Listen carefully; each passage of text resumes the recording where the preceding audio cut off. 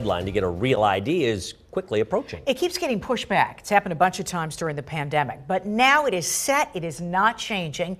So Ireland Viscount is here with all you need to know. Ireland. Alicia and Dennis, the countdown is on. You have less than 5 months to get a real ID. More specifically, you have 141 days. Really important to remember about Real ID. It is optional here in Pennsylvania. But starting May 7th, 2025, you will need a Real ID or another form of federally acceptable identification, including a passport or military ID, to enter a military base, some federal offices, and board domestic commercial flights. What we're really concerned about is the family getting here to go on your vacation in May, getting to the security checkpoint and realizing, oh, I don't have the right ID, therefore vacation is definitely delayed, maybe even canceled.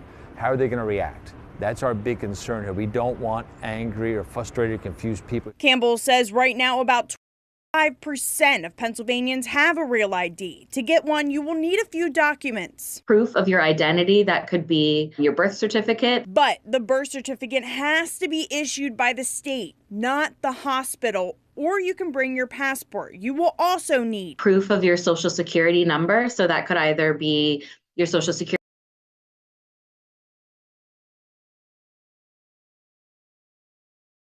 There's a ton of stuff that we will accept for this. So we would even take your vehicle registration card. If you've ever changed your name, that can make getting a Real ID trickier. If you got married and you now have a different name than the one that appears on your birth certificate, we need to see documentation that shows when and like how those name changes took place. Campbell says another misunderstanding is that you have to wait until your license is due for a renewal. If I go in and I have 2 years left and I want to get my Real ID, I get to keep those 2 years I still have. I get another 4 years on my license. So then now my license is good for 6 more years.